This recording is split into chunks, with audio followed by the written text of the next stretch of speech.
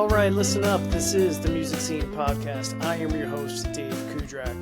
Today on the show, we have poet Kenny Walker, or Kenny P. Walker Jr., as he goes by on most of his social media. I've known Kenny for a little while. He is very popular around the South Jersey scene.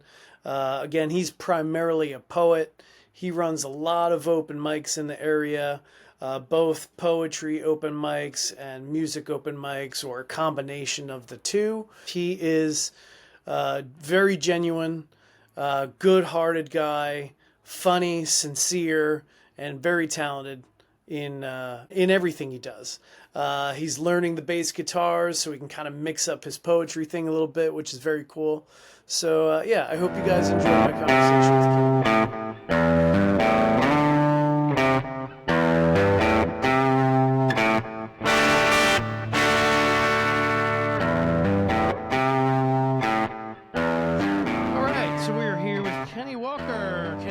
Jr., is that right? Yeah, Kenny KP Walker Jr. There you go, KP Walker Jr. Is that how people find you on all your socials? That is how people find me on Facebook. Okay. That is how people on Instagram. You put the MR, Mr. Kenny KP Walker Jr. in front of it. Nice. I forget how they find me on TikTok. Okay. I have no idea. Do you use TikTok a lot? No? Yeah, I do. Yeah. I use it, and I don't. You know what? I'm gonna tell you right now, but I don't. Oh, that's all right. That's not. That's TikTok for you. It's Kenny KP Walker Jr. _1. There you go. All right, cool. So Instagram, Facebook, TikTok. How about YouTube? Yep. YouTube is I have a couple of YouTubes because I do a podcast with my sister. Okay. Pop Culture Kids. So I'm on there. Yep. And then I have my own YouTube, which is Kenny KP Walker Jr. Spoken word artist. Okay, sweet. So that's my YouTube. You got all kinds of stuff going on now. All kinds of stuff. That's awesome. All kinds of stuff. All right, Kenny. Well, thank you very much for being on the podcast. I appreciate you doing it. I've known you for, how long's it been? Probably like almost 3 years, I think. Something like that. I think I met you first time at Sealy's, Miss Sealy's. Yeah, came in with Sealy's. Yeah, you were doing an open mic there. I was hosting open mic there, and you came in. Yep. And played, and then you never came back, damn it. You never came back. I got busy. I'm sorry. Damn you. Am I allowed to say damn you? You can say whatever you want. Okay. You can say whatever you want. Yeah, fuck you, man. Yeah. Or we can't say that. No, I'm kidding. You can say whatever you want. No, I get it. I did make it out to the other open mic that you hosted that, was it Collingswood or something? Yeah, Collingswood. Yeah. At the Laird Gallery. Laird Gallery, that's right. In Oakland, which is actually, I think tonight is doing their very last event. Oh, really? At the Laird Gallery in Oakland, yeah. Oh, they're closing down? Yeah. Oh, that's doing their very last event. Yeah. It's hard, because you host an open mic and you do this. Mm-hmm. It's hard doing what we do. Yeah, sure. When I do my podcast, because I did a podcast with poetry at one point, and I have my open mic that I do now somewhere else. And it's hard doing what we do and getting people to come out and support. Yep. And I find that you're better off getting support from people you don't know than your friends. Yeah. I mean, that goes... You're better off, you're better off trying to get support from other people other than friends. Because they're not... man, I know you, man. I'm not going to come pay to see you. I appreciate your honesty. Yeah, like, they look at you like, man, I know you for 20, 30 years. I'm not paying to see you. I see you. I've seen it all and heard all your work already. I don't need to hear it again. I got some new stuff. Yeah, but it's going to sound like the same old stuff. I don't understand it. It's so true though. So I can only really speak from like my gigging experiences, right? Like when I had my first gig back in 2022, everybody came out, all my friends, my family, everything. I had like 50 people crammed into like Core 3 Brewing Company. I think it was like 50-ish. And it was great. Yeah. First gig ever. Everybody comes out super supportive. And then like the very next gig, I had like one person come out. You know what I mean? Like exactly. Everybody comes out for the first one, and then nobody comes out for I saw an artist. I'm not going to mention any names. Mm-hmm. I saw an artist who experienced that. Yeah. And they did a big show, and it was packed. Mm-hmm. Packed. And he's like, oh, I'm going to do this every month. Yeah, right. Next month he did it. Nobody showed up. Nobody showed up. It was very empty. Yeah, it's a shame. And it was like, kind of felt bad for him. Well, yeah, sure. I don't think I even showed up. I think I had somewhere else to go. Yeah, yep. And I heard, somebody told me. Yeah, yeah, yeah. Like you can't, Yeah, and another problem too is that like all of our friends, or I can't really speak for you, but most of our friends are musicians or entertainers of some kind. So we're trying to do our own thing. We've got our own gigs and all that stuff. We can't be at two places at once. You know what I mean? See, here's where I differ from you. I have the musician friends Mhm. and I have the poet friends. Okay. Yep. And then you do something and your musician friends and your poet friends, none of them can make it. Right, because they all got their own gigs. Everybody's like, Yep. or they have a gig the following night or the night before. Oh, yeah. And I don't know about you, but it happens to me. Mhm. You can get burnt out. Oh, sure. If you keep going out every night. Absolutely. Yep. And I remember at one point, a couple of years ago, I was hosting about 6 open mics a month. Holy crap. Yep. And it was 2 at Miss Sealy's, one somewhere else, one somewhere. It was just, I was like everywhere. And it was overkill even for me. Right. And I remember when I was hosting, one of the open mics I was hosting was in Woodbury. And it was a coffee shop, and then there was a big room where everybody was at. And I was in a coffee shop, and the barista, the woman who owned the coffee shop, she was standing there, and I was sitting by myself, away from everybody in the coffee shop. And she's like, Kenny, are you okay? I'm like, yeah, I just need a moment. I don't want to be around people for like 5-10 minutes. Right. Yep. I don't want to be around anybody. Like that's, I just want the space right here. Yeah, you need a minute. So, and you need it. Sometimes you get people overload. Sure. And I remember when I did do that, on like a Saturday morning or a Sunday or a Friday night, if I didn't have anything to do, I would be home listening to jazz, reading comic books. It sounds perfect. Because I don't want to be bothered. Yeah, I hear you. I don't want to go. I hear you. Because I hear you. Get overkill. Yeah. So when people tell me like, no, I can't make it because I'm doing this, or I'm doing this on Thursday night, so I can't make anything on Wednesday night. Yep. I totally get it. Yeah. I get it too. I'm not even mad at you. Yep, I get it. And that's why, lately I've been trying to build up my following online in other places by going places and going to different open mics to build up my following so people can see and want to hear more. And these are not really fans or not really friends, but people who like what I do. Right. Yeah. Because what I do is something totally different sometimes compared. Yeah, sure. So so I wanted to get into that a little bit, right? Because this podcast, it's called The Music Scene, right? And we primary focus around the South Jersey music scene, but you do something a little bit different, right? You're primarily a poet, is that right? Yeah. Okay. So, and you just recently picked up the bass guitar. About 2 years ago. 2 years ago. Year and a half, 2 years ago. Okay.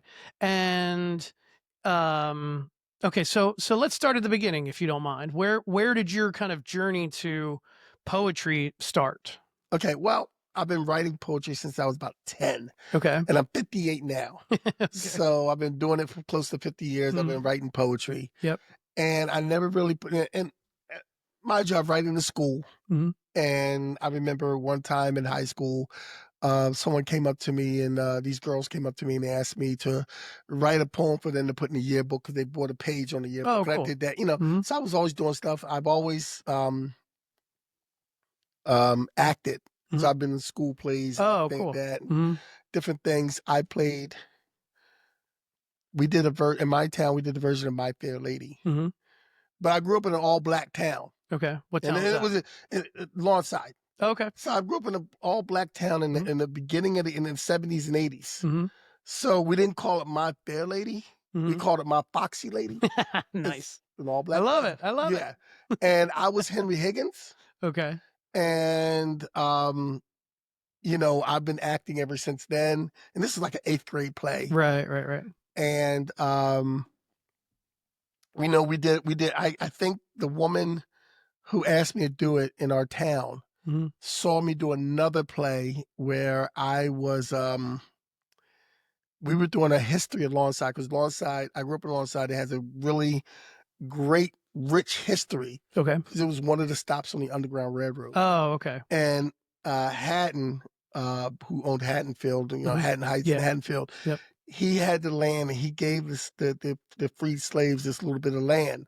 So sometimes if you go through Lawnside, you'll see these houses in the woods. Oh, really? And those are the original houses that they had. Oh, that's cool. I had no idea. And we did a play on Lawnside, and I had a scene as a preacher in 1863. Okay. When the slave 1863, 1863 when the slaves were freed. Yep. I was a preacher giving this whole speech and everything. And imagine me at 12 years old being a preacher and like really getting into it. Yeah, no, that's awesome. And it was like I was a ham back then, and so I never really performed my poetry in public. Okay. Until I was in my early 20s. Oh, okay. Now, what do you mean by performed your poetry in public? You talking about going to like open mics? Like open mics and stuff. Okay. I never did that till I was in my early 20s. Yep. And when I did it, like I'm known for throwing paper around the room and stuff like that. You see me do it. Yep. When I first started reading, I had the paper in front of me and it's shaking. I was so nervous. Sure. And I'm going to tell you how I learned how to get, and this is where the music comes in.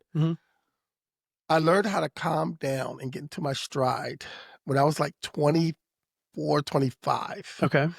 I had this girlfriend who was like 14 years older than me. Okay. I was always in the older women. And she used to take me to this jazz club in Merchantville called Serengeti. Okay. And I got up and did my poems with the jazz players. Nice. And so I'm like, imagine you're 25 years old. Yeah. And you're hanging out with these old dudes. They're like 60, 70 years old. Right. Playing a regular piano. Yep. Upright bass. Right. A little drum set on the side. That's so cool. Yeah. And you're just like vibing. And it's like they're playing like Miles Davis, all blues. And they're like spitting, and it's just like, and I remember the first time I did it, this guy was playing trumpet. He was killing it on trumpet. Everybody knew his name and everything. And he's like killing it. Right. And he had to been like maybe 10 years older than me or something like that, in his late 30s, 40s, early 40s. Anyway, he gets off the stage.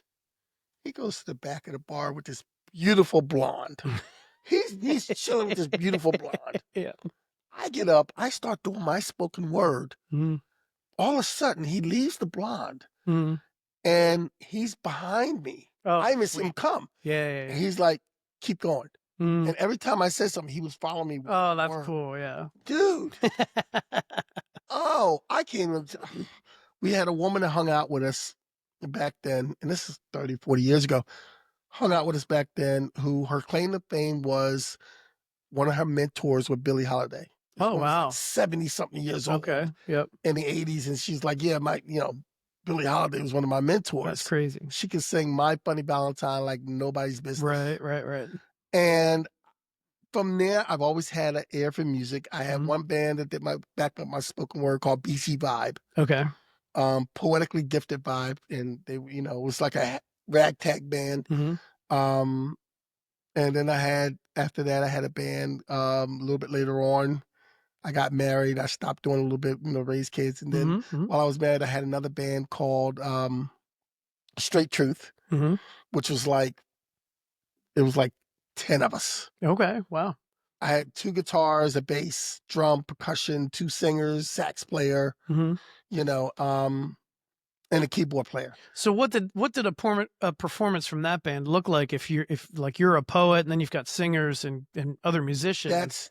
That's where the creativity comes in. Okay. Like, were you still? I was still doing doing the spoken word with a full band behind you. Full band. Okay. And the singers would sing. Oh, well, that's cool. Nice. And excuse me, even with PG Vibe and with that band, I didn't know how to play the bass yet. I didn't know how to play an instrument. So I would come up with ideas. And it was like, I don't know if you ever seen the James Brown story. The one with Chadwick Boseman. I don't think so. Yeah. No. Well, he tells them how to play something. They're like, yeah, we can't do that because it doesn't. That's not how music works. Right. And I would do the same thing. Mm-hmm. And they would go, Kenny, that's not going to work. I said, just humor me and try it. Right. And they would try it and it would work. And they'd be like, how the fuck you do that? He don't play nothing. He don't play nothing. Yeah, right. So I always had an ear for music. That's awesome. I DJ'd for like 20, 25 years. Oh, did you? Okay. So I always had an ear for music anyway, and beats and everything else. That's awesome. That's being a DJ, you got to listen for that. Sure. We'll mix them together. Yep. And then I had Offshot. What's that? Offshot is my last band that we were together 10 years ago for like 3 years. And then we broke up because one of our guys moved away. He moved back. Now we're back together. Oh, cool. Nice. And we're supposed to be doing a couple of Porch Fests coming up. And that I would have to say Offshot is probably one of the best band experiences I've ever had. Very cool. What makes it a great band experience? It's 4 of us and we work together. And it's guys hanging out. Yeah. We came up with the band, we came up with the name Offshot because originally we didn't start off with this particular 4. Yep. And a lot of people came and went. But when we first started the idea of Offshot, it was like 5 guys, all from different bands. Oh, okay. That came together. Yep. So I said, oh, this is the Offshot of that band and Offshot of that. So we called ourselves Offshot. Nice. And then it came down to just the 4 guys. And it's 4 guys who like to play together and have fun. That's awesome. Even if we don't get along or see eye to eye about something or get on each other's nerves, when we start to play, we're having fun. That's great. That's what it's all about, that's really. That's a great thing. We're still no spoken word. PG Vibe was kind of like a beatnik sound. Okay. Straight Truth was more of an R&B, jazzy funk sound. Okay.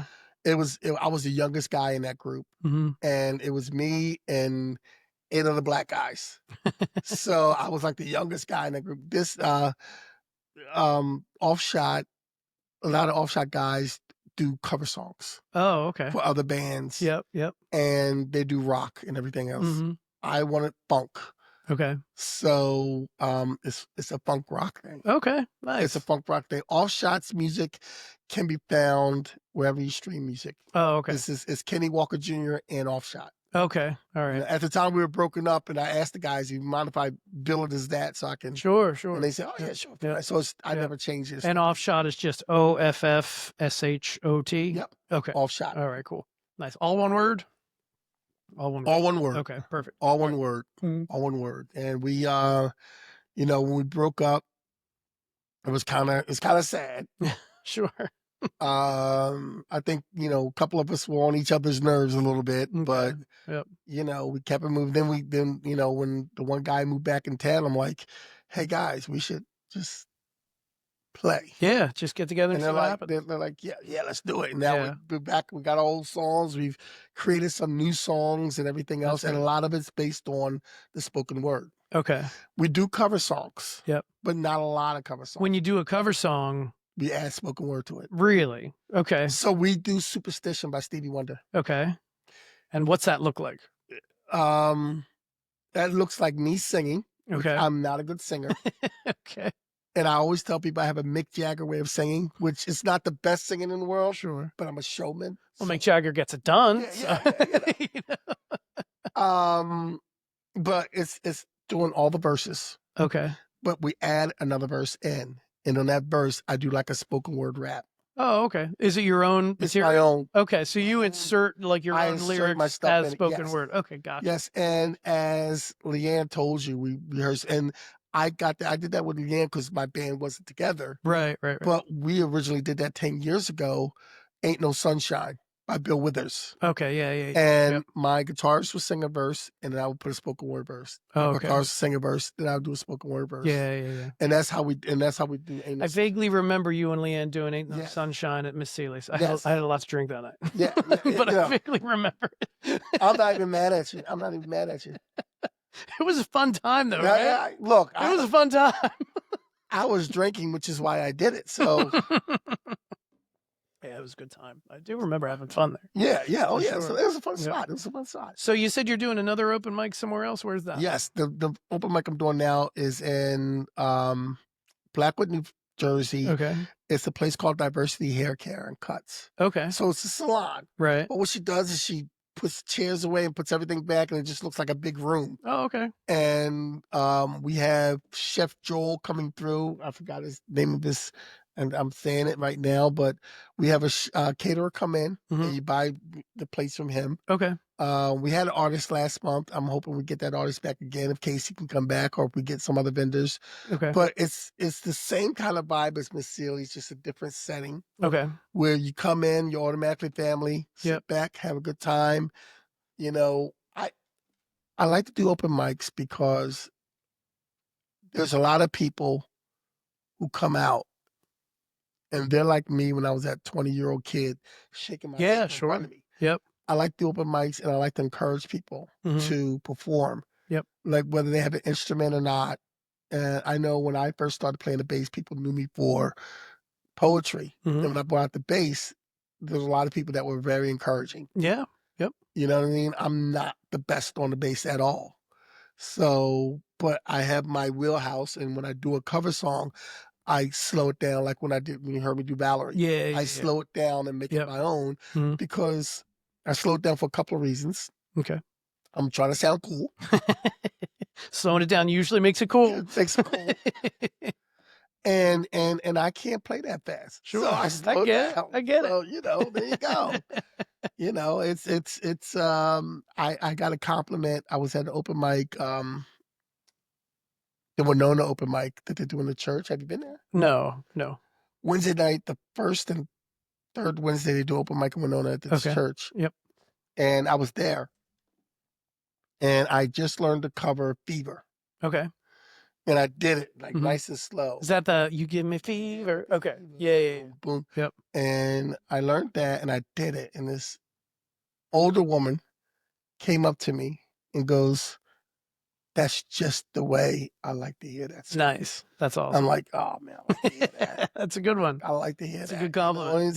You know? It's like, somebody who's like totally from a different aesthetic than me. Right. You know, this older woman who's probably like 20, 30 years older than me. I don't think she was that old. Anyway, this older white woman comes up to this young black guy and goes, "That's the way I need to hear." That's awesome. And it's a song I love it. Fever. Yeah. From like the 60s. Sure. And, you know, and it's like, it's a connection. It's before both your times, you know? Well. Or maybe it's from her time. Yeah, from her time. Before my time. Well, I was born in the 60s. So, Well, yeah, I mean, you're not that much older than me. I mean, I'm 52, so you're 6 years older. But, I'm 58. Yeah, so, but that lady was a whole generation away. A whole generation. You know? She was like my parents. Yeah, and for you guys to connect on that, you know, that's awesome. Speaking of which, my parents do not like my performance. Really? At all. None of it? They don't like. They're not supportive of they don't like my poetry. When I bring my bass downstairs, because at Christmas time, my sister came to town. And they were like, "You're always upstairs all the time. You never hang down here with the family." Right. So I came downstairs. I had my phone, my comic books, and my bass. Yep. And I sat down. I was like, "Oh, you're not going to... We told you to hang with us, but you're not going to play that thing, are you?" I'm like... Now you know why I hang out upstairs all the time. Now you know why I hang out upstairs. Now you know. But they weren't really supportive from the beginning, like your poetry and all that stuff? I wouldn't say they weren't supportive. Okay. My sister and I are, you would be surprised because our parents aren't really entertainer types. They're more business types. Gotcha. Yep. And my sister used to be a stand-up comedian in New York. Wow. Okay. And this is like 30, 40 years ago. Yeah. What's your sister's name? It's Kathy Walker. She does She does the podcast with me on Sunday nights. Great. Yeah, I want to talk about that too. Yeah, but but she used to. She's done improv groups for people like Wanda Sykes and Chris. Oh wow! Before they were Wanda Sykes. Yeah. Kind of things. Sure. Years ago. So, you know, and my sister's hilariously funny, and now she's a vice principal in a school in the South. Oh wow! So nice. Where does she live? Where? She lives in North Carolina. North Carolina. Okay. North Carolina. Nice. So she's a vice principal. We do the podcast on Sunday nights at 8:00. Kathy and Ken explain pop. Start off being Kathy and Kenny Explain Pop Culture. Yep. Now we call it Pop Culture Kids. Okay. And we talk about just pop culture stuff, usually Gen X pop culture stuff. Sure. Like one time we had a show about the Brady Bunch. Mm-hmm. Best Brady Bunch. Yeah. No, last week, what did we talk about last week? Damn if I know. It's all right. I think I was drinking for that too. I could not be drinking and not remember what I had for lunch this, earlier today. Yeah, but we pick up different topics and different subjects, and I know we talked about. No, that wasn't last week. But anyway, a week earlier this month, we talked about songs that remind you of movies. Okay. But aren't the theme songs. Yeah, not in the You can't use Footloose. Right. But if you said, let's hear For the Boy, it reminds me of Footloose. Yeah, there you go. Yep. Like when you hear Bohemian Rhapsody, what do you think? Sure. Bill, Wayne's World. Yes. Yep. I mean, that movie single-handedly brought that song back from the dead. Yeah, That movie came out and that scene played and that song went to number one again. Yeah. There you go. It's crazy. Anyway, no, that's cool. So tell me about that. So this is your one podcast with your sister, right? Pop Culture Kids. Yep. Every Sunday night. Sunday night on YouTube and Facebook at 8 o'clock. This Sunday night we are not. I don't know if I haven't talked to her yet. I don't know if she's going to do the show or not. Sometimes we don't do it if we have other engagements. Sure. Yep. One time she was accepting an award for something, a teacher's award for something. So my sister does acting too. Oh, okay. And she had to go to an award ceremony for the acting community. Yeah, sure. And she was up for an award. And then this Sunday, I'm doing an event. I'm performing at an event, Elevate 420 in North Philly. What's that? I have an idea based on the name. Yeah, it's Elevate 420. I'm performing and I'm helping them out with sound. Okay. And I wish I had the address in front of me. Yeah. That's how prepared I am. Is it it's a dispensary that you're performing at? No, it's not. Okay, so what is it? It's a studio, someone's studio that they have. It's not like a really big place. Yep. But they're having this event and I am going to be performing and there it is, Elevate 420 celebration, which is going to be from 7. Well, actually, it's a 3-day celebration. Okay. A 3-day 420 celebration. Oh, wow. Nice. I don't know how much you can do. Sounds like it'll be a good 3 days. If you did all 3 days, it sounds like you would probably have to take Monday and Tuesday off of work. Probably. And just, but basically, Friday nights late. It's $150 for the whole weekend. Oh wow, okay. So it's Friday nights ladies night, Saturday night something else, and Sunday nights tonight I'm going to be performing. Nice. They're going to have some performances. From what I understand, there's going to be some pole dances involved. Oh, interesting. That went to another level. I was telling a friend about it. He's like, "What did you sign up for?" That's cool though. I mean, sure, you say pole dancing, it doesn't necessarily mean there's going to be strippers involved, but that's the idea you run into. But there are folks out there that do strictly pole dancing and they're completely clothed. The Studio 1002, and that doesn't tell me much of where I'm going, but the Healers Portal is where it's at, and it's on Facebook. Okay. It's on, if you Google it. Yep. Elevate 420. It's going to be a great event. There's going to be some performances. Yep. It's one of the people who is holding this is Tiff. TIF to the motherfucking period. Okay. Is but she's a very talented poet. Okay. Very talented rapper and poet. Oh, nice. Okay. There's a lot of poets. Okay. So that 3-day event, is it going to be a mix of like poetry and music and whatever else is going on? A mix of poetry and music. Okay. And nice. today I'm there. I'm going to bring Janet, play the bass. Okay. And I'm going to do some spoken word. Very cool. I figured out my set early this week. And I think at some point I have to do the cover song because I got high. That would be great. That'd be perfect. I had to do that. That would be I perfect. have to do that. I don't care if I get booed off stage. I have to do that song. That's right. I thought about doing that song before, just for the hell of it, you know? Yeah. Oh yeah. Yeah. This one of the first songs I. Sure. Is it really? I've never learned it. The thought crossed my mind to try it, and I was like, you know. Yeah, I learned a couple of cover songs on purpose because I was like, Sly and the Family Stone. Yeah. If You Want Me to Stay. Oh yeah. That's I a good one. love that That's a bass good one. line. I always have. Mm-hmm. It's one of the best bass lines. And I want to learn Grand Central Station Hair. Okay. I don't know if I can Right.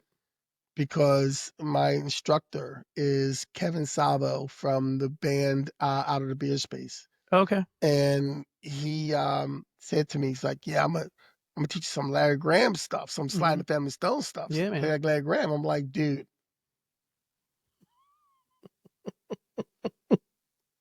your aspirations are very high. Take it slow, man. One note at a time. Look, one I note am at a time. not ready to start playing like Larry Graham. Okay, You're not going to be able to flip the switch and play like him, but you can learn some stuff. I'm sure. I was somewhere this weekend. I was stage manager for a show. My friend Chris Rockwell has a magazine of poetry and art, and he has a band also, Chris Rockwell Collective, and they did their 4th anniversary for the magazine the last weekend, and he asked me to come down and stage manage because he had a bunch of acts and he was a stage manager, so I went down and helped him stage manager. But his bass player was showing me how to slap. Oh, okay. Yep. And I'm like, he's like, it's all in here. Right. Right here. And I'm like, yeah. I haven't tried it yet. I can't figure it out. I have a bass guitar at home just that I mess around with, and I can't figure out that slap stuff. You gotta hit right in the bone. Yep. You gotta hit in the bone, the slap. And I'm looking at him do it, and I'm like, how the hell? It seems to defy the laws of physics. Yeah. I don't. Every bass player listening right now is laughing at us, but that's okay. Like these fucking idiots. It's okay. They're like, if he's got a bass, take it away from him. I deserve the bass. I deserve it. Yeah, well, let them try to freestyle some poetry then and see how well they do. Try to freestyle poetry while playing the bass. That's right. That's right, damn it. All right, so you got the one podcast. Is there another podcast? Or is it just not right now? No. Okay. I was just the one. Just the one.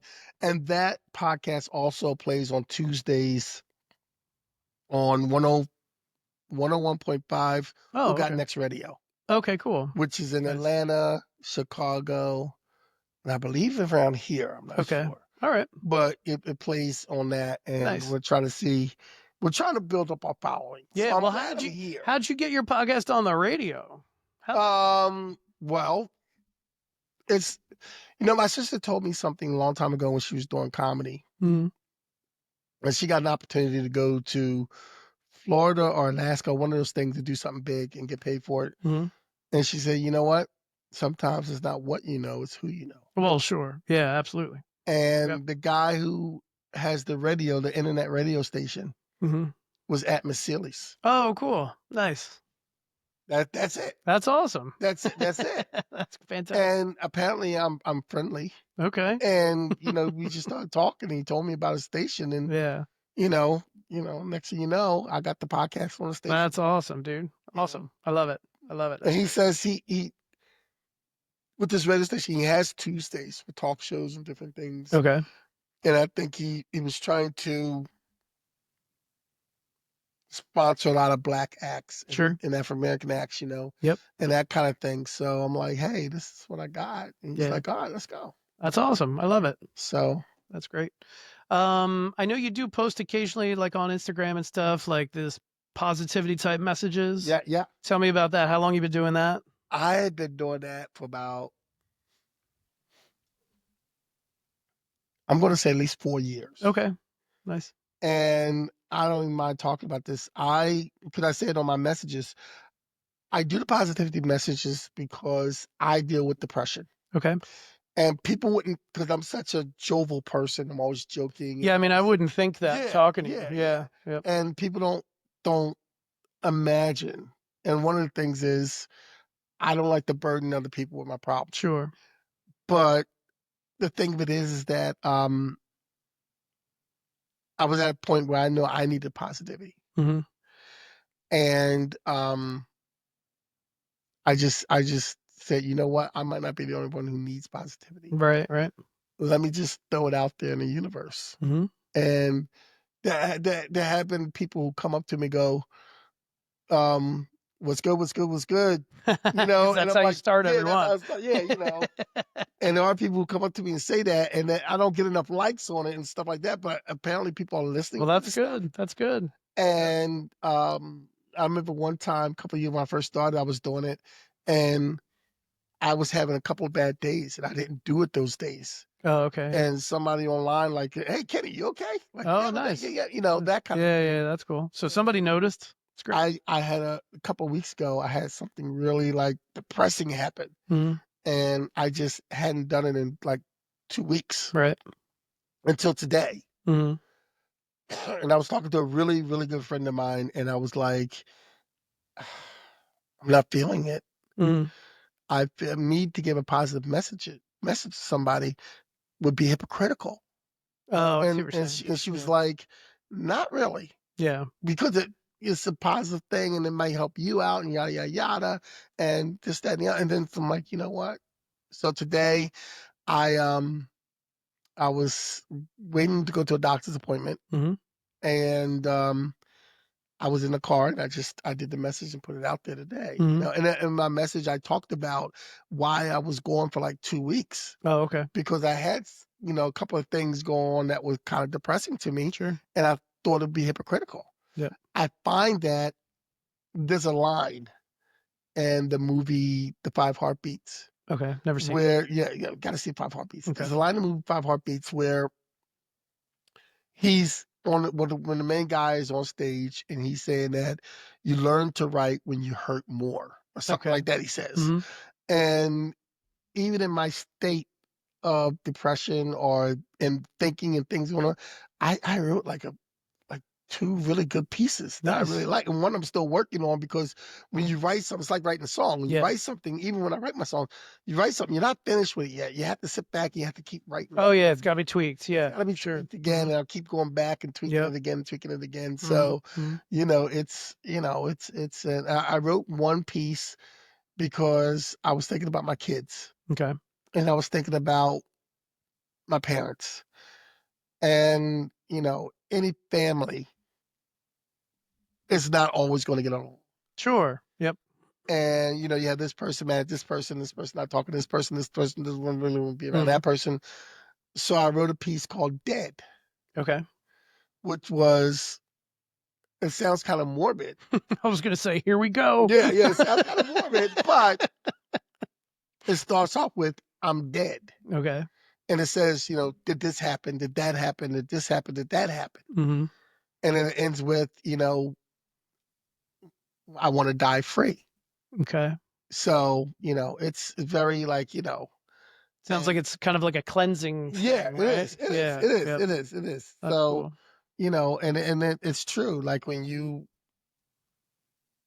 feel like when you feel love, pain, Mm-hmm. you write more. Oh, yeah. Sure. Yeah. And Yeah. you Yeah. write, and you put it out there. Like if you don't experience anything, then you don't have anything to write. Right. Yep. It's Yep. just like if you don't experience anything, you don't. When I take a cover song and I take my bass and I slow it down, if you don't Mm-hmm. experience anything, you don't know how you want to do that music and how you want to Right. make that music Mm-hmm. effective. Sure. Sure. You know what I mean? And like when I do Fever, I slow it down because I'm thinking about a woman that gives me fever. Right. Right. Right. I hear you. You Yep. know, Yep. I have a Yep. couple. I have a woman in mind that I'm thinking Mm-hmm. about. I can't go out with her. Rejection's a bitch. It sure is. I get it. I get it. But no, I Sing a song. I feel the same way. Like I'm mostly a cover artist, right? I mostly do cover songs. I've got a handful of originals, but even with the cover songs, when you're learning them, you know, I'm not just going to play any cover song out there, you know? Right. I have to feel it to some certain extent. I have to enjoy the song. I have to somehow internalize that song for me to go out there and play it successfully and sell it to the audience. You know what I mean? Right. I mean, I could play just about anything, but if I just strum it and just put it out there without any kind of feeling, nobody's going to give a crap. Yeah, it's empty. You know? It's empty. Exactly. Yeah. You know? Yeah. So that's cool. I feel what you're saying about all that stuff. It's good stuff. Yep. And it's true. Like if you don't have any like real experiences, well then what are you going to write about? What are you going to write about? Mm-hmm. You know, it's amazing that Emily Dickinson is considered such a great writer because she didn't experience a lot. Okay. But her writing was very, well known. I think they didn't publish it after she passed away. Oh, really? Yeah. But I mean, it's amazing. But then you have someone like one of my idols, Langston Hughes, okay, who, experienced a lot of stuff. And he was the main poet of the Harlem Renaissance, and he wrote like about being Black in America, and different things, and I got a chance to hang out one night with a legendary poet who just passed away, Nikki Giovanni. Okay. And she experienced a lot of stuff, but this is a woman who one of her heydays was in the 60s during the civil rights movement, doing different things. And there's a great interview, a great conversation that I suggest anybody watch. It's Nikki Giovanni and James Baldwin having a conversation. Okay. And it's worth it. Nice. Yeah, I'll check it out. It's worth it. Yeah. Yep. So that's awesome. Who are some of your other inspirations? Whether it's poem, that's right. Prince. I remember that from that last open mic I was. I'm a huge Prince fan. Okay. I'm such a big Prince fan that when Prince died, people are calling me up like I knew them. How you doing, man? You all right? Yeah. I remember. Look, I was at work. I was at my desk. And I had big headphones on like this at the time. Yep. And like I was listening to music, and you know how like you listen to music and a song goes down, and then the next song is like a second before next. Sure. And then that second, I heard somebody said, "Don't tell Kenny." Oh no! Oh no! And I'm like, "Don't tell Kenny what?" And then one of the coworkers, she's like, everybody was quiet, and she goes, "Yeah, they found a body at Paisley Park." Oh man! And I'm like, "Oh yeah, but that's not Prince. That's somebody else. It's not Prince. That's the day I found it was Prince." Oh. Then my sister called. Then my aunt called. Then my buddy called. I had to turn off my phone. Yeah, I bet. Everybody kept calling me. Yeah. And I was really sad about that. That I seen him in concert twice.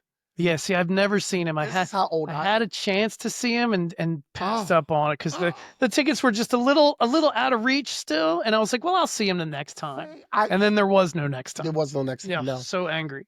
I saw him when the tickets were affordable. I saw the Purple Rain tour in '84. That's it, with man. Sheila E. opening for him. The lights. Carmen Electra was probably there too, right? Was she like a backup singer or dancer or something? No, I don't think so. I don't know, maybe. I don't know. But anyway, but Sheila E's the shit. I love the lights went out. Yeah. And all you saw was Sheila E's sticks. It's awesome. And then Prince did Prince's thing. Yeah. And then when he did the musicology tour, I believe that was 2005. Okay. And I was married at the time. Two of my best friends were women. And they went with me to the concert. My wife didn't want to go. And she always used to tease me, this is why we're not married. So she always used to tease me about being queer for Prince. Okay. And well, if you're going to be queer for anybody, I mean, come on. Come on. And so my friend Beth and my friend Marcy went with me, and then neither one of them ever been to a Prince concert. Right. Now I'm my Kenny Walker fashion, and at the time I even think I had a bandana on my head, like a white bandana. So I was, because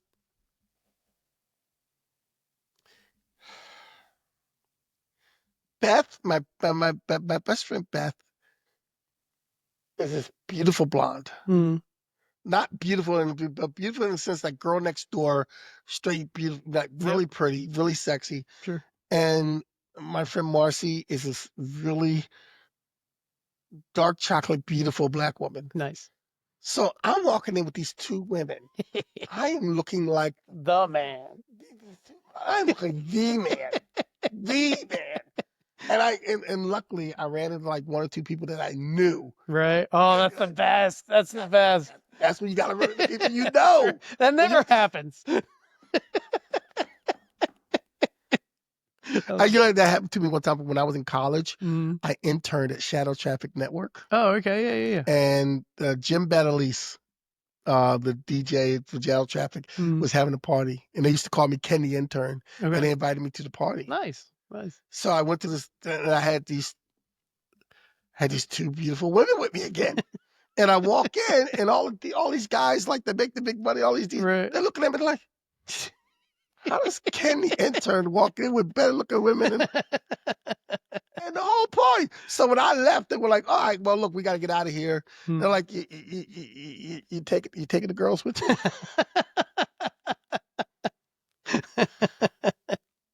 I have a lot of female friends, and I'm still single. I don't get it. Yeah, I don't get it. I wish I could give you some advice. I'm a hopeless cause. There's nothing you can do.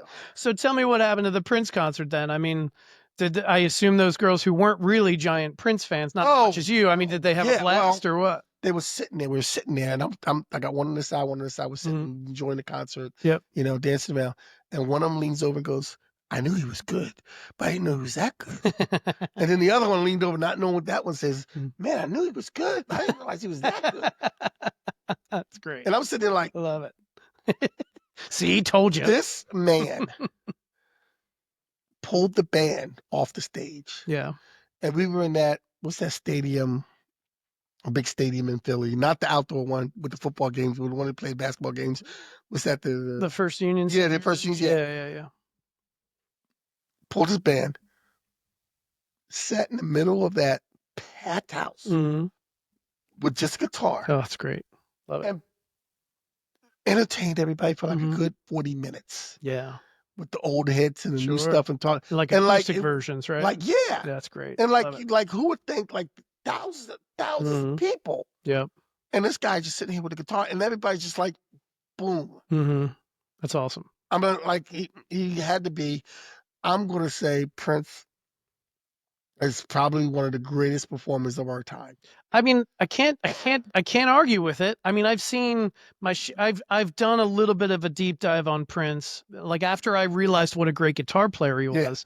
So I started looking up YouTube videos of Prince, and I saw not that performance, but I've seen a similar performance of him just on an acoustic guitar, and I was like, holy shit. Yeah. It was great. It's great. And entertaining and people singing along with him. Yeah. Did you see the clip of him at the Rock and Roll Hall of Fame? Was that when he does While My Guitar Gently Weeps? Yeah, man. Oh my God. Great. It's great. Everybody on stage is just like, holy shit. You see George Harrison's son, he's got this big Yeah. I think Tom Petty's on stage too. Yeah, Tom Petty's on stage and everything. Crazy. And then he throws the guitar up, and nobody ever knows what happens to that guitar. It just that's right. You know what? You never see it come down. Look. He was on what TV show was that? He was on one. He did the sitcom, something girl or whatever. It was the newest sitcom. Yeah. And was it New Girl? The New Girl. I saw that episode. Yeah. I used to love that show. And they're like, and at the end, they're sitting around. The guy's like twitching because he met Prince. And the one guy goes to the girl, goes, how'd you know the words to the song? She goes, I don't know. I think Prince is magic. I don't. It's very true. It's like we threw the guitar up. It was, right, exactly. But do you know why he did that performance? No. Did you ever hear the story about how? Because that performance was a total he didn't. Yeah, it was all like improv. It was like the guitar solo he does is all improv. He did not practice with them at all. Okay.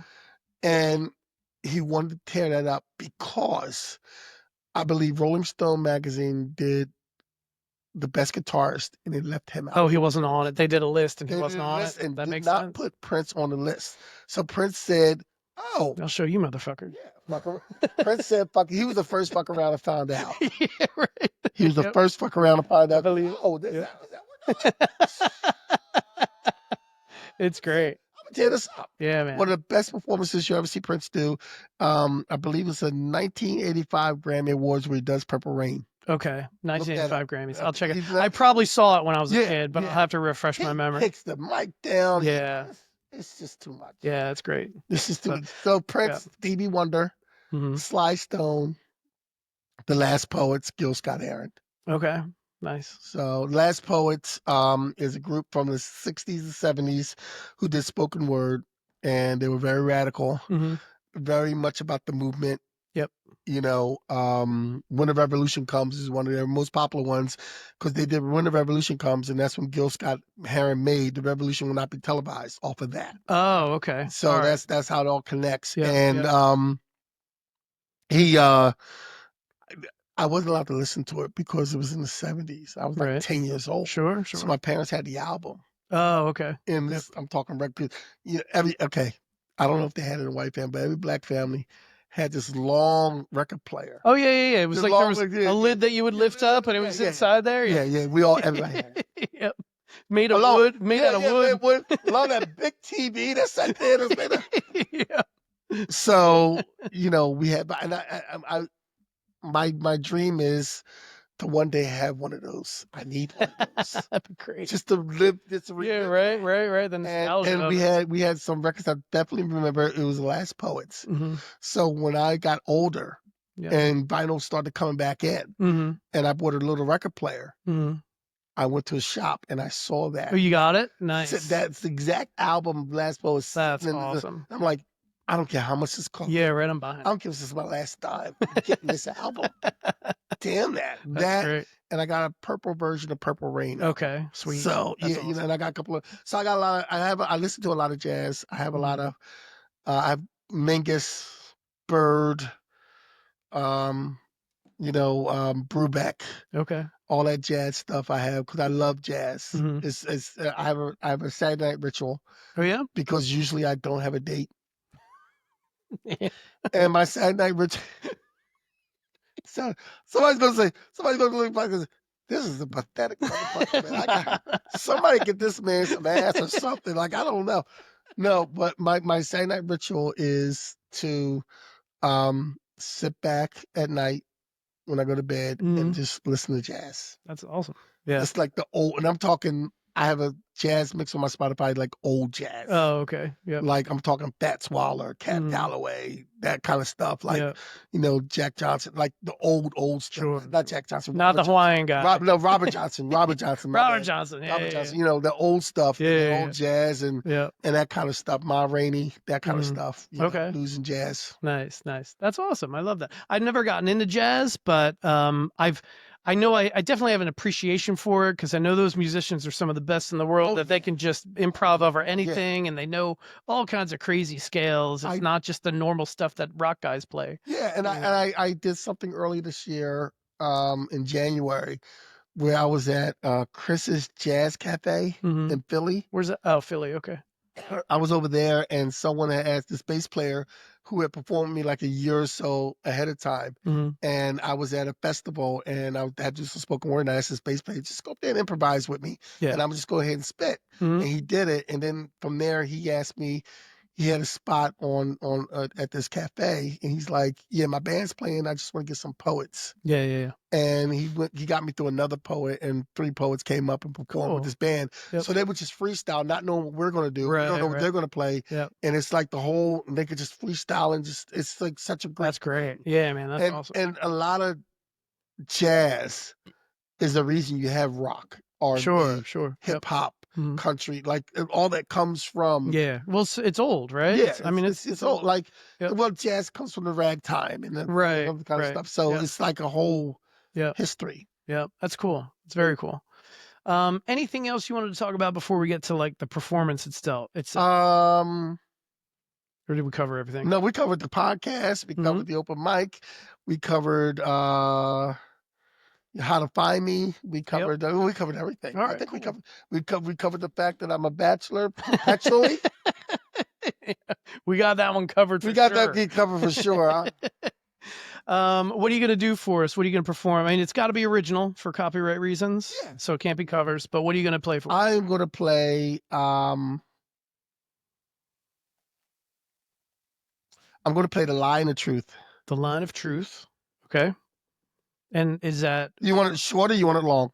whatever you want to do? It's your podcast, man. Okay. It's your episode. Do whatever you want. Okay. Yep. So we're going to do The Lie and the Truth. Mm-hmm. You got another one? Yeah, I have a couple. Yeah. Everybody usually does 2. Okay. All right. We're going to perform The Lie and the Truth, and then we're going to perform Our Spot. It's called Our Spot. Yeah, Our Spot is like a love song. Our Spot. Okay, cool. And then The Lie and the Truth is not quite a love song, but Okay. All right. this is The Lie and the Truth, and it's kind of self-explanatory.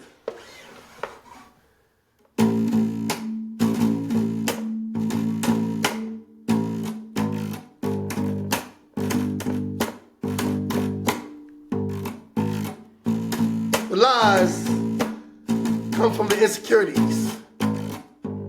The lies are told with a background of obscenities. The lies are covered in blankets of prophecies. The lies are told for the protection of you and me. But the truth is not the norm. The truth holds no value in the political platform. The truth is why that holy man favors porn. And the truth, man, that's why the shades is drawn. I want the truth. Give me the truth. Don't try to lie. Don't try to hide. I want the truth. Give me the truth. Don't try to lie. Don't justify. The lie comes the bells, whistles, and the sort of noise makers. The lie comes small print and down line and sign for you suckers. The lie is propagated to make you believe in the fakers. The lie is available. They ain't all takers. But the truth, there's no warranty.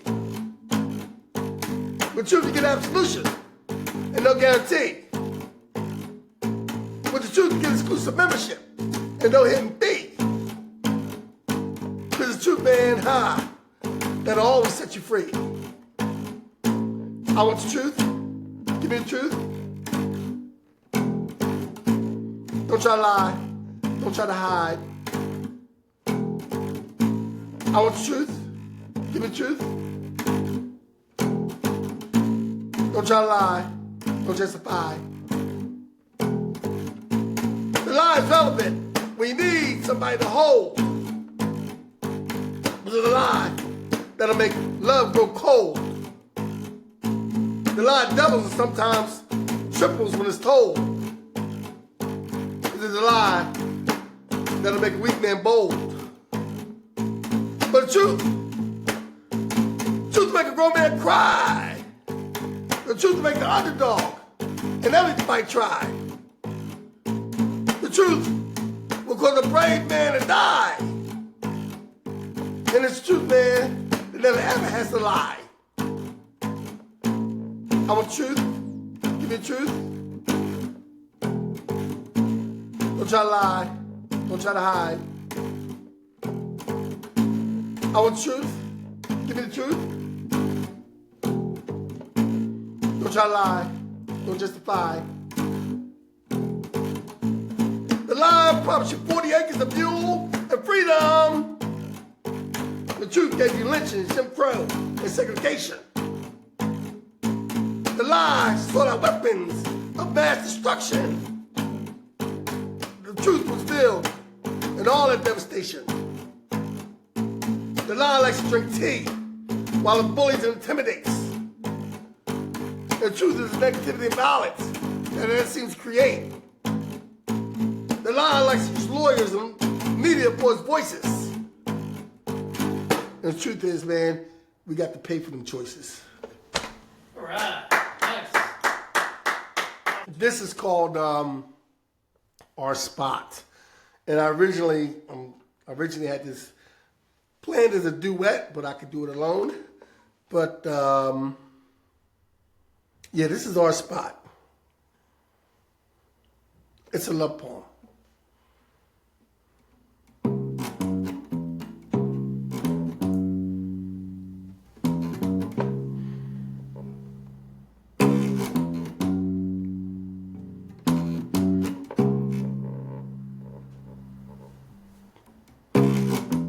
It's hot, humid, and hazy. And I just want to hang with my baby and be lazy. Maybe act a little crazy. Forget all formalities, you see. I know her and she loves me, and we just lay in the summer breeze. Keep each other company.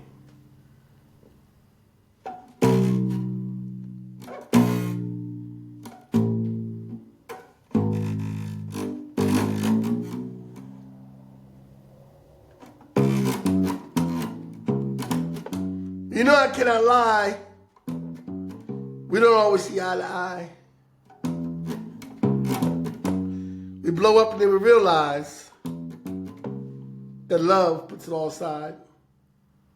But sometimes she don't want to see my face. And sometimes a man just needs a space. But we'd always end up in the same place. Never let good love go to waste.